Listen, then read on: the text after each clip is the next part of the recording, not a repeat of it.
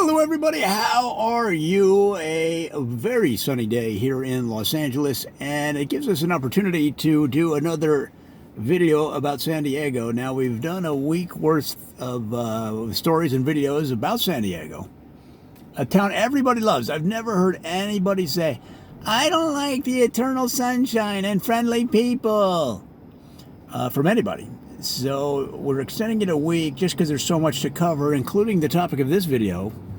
It's the 5 worst martial arts schools in San Diego. Now, if you have children or you're interested in it yourself, you want a quality school, avoid these 5. Number 1, Karate Kale. Now, Karate Kale uses kale as a teaching aid, and they'll have their students kick, punch, and karate chop that kale all day long. But guys, kale is for one thing, and that's for screwing up your face when somebody says they're putting kale on your sandwich and you make that face that looks like you just smelled a bad odor.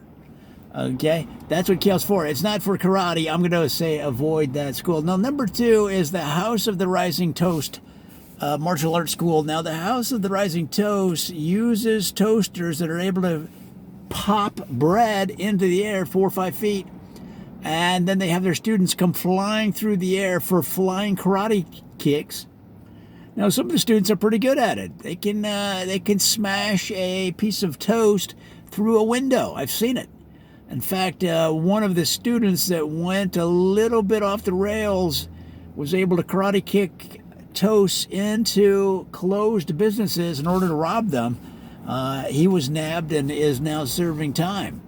But it shows you the power of the teaching at House of the Rising Toast. But guys, do you really want to be karate chopping and karate kicking flying kicks into toast that comes flying out of very powerful toaster specially made for this business? I don't think so.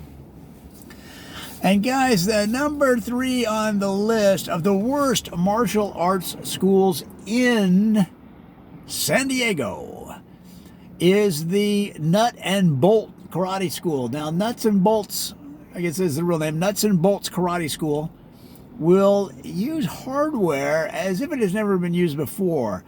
And what they'll do is fling nuts and bolts at students. And again, this is after some training, not on your first day. And your job is not to propel the nuts and bolts in any direction, but to take the hit.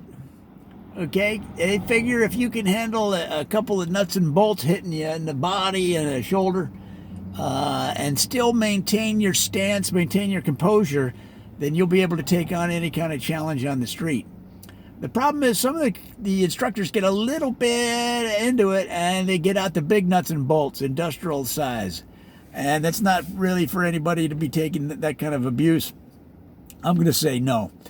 And number 5 on the list of all of the 5 worst martial arts schools in San Diego is Philosophy Kung Fu. Now, Philosophy Kung Fu, they're going to get your mind right. This is the good thing about it. They're going to get you set up to where you're so calm, you'll be able to drive home in the worst traffic. This place should open up in Los Angeles.